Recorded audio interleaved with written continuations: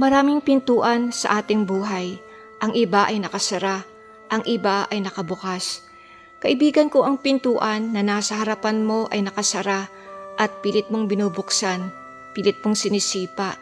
Ngunit kahit anong gawin mo, hindi ito nabubuksan. Ito ay isinara ng Diyos para sa iyo. Kapag ang Diyos ang nagsara ng pintuan, walang makapagbubukas nito. Kaya kaibigan, kapag sarado na ang pinto sa harapan mo, wag mo nang piliting buksan ito. Wag mong tadyakan, wag mong pilitin na buksan ito. God has a reason why the door is closed for you. God has a plan. May plano siya, may bagong plano at may bagong direksyon para sa iyo.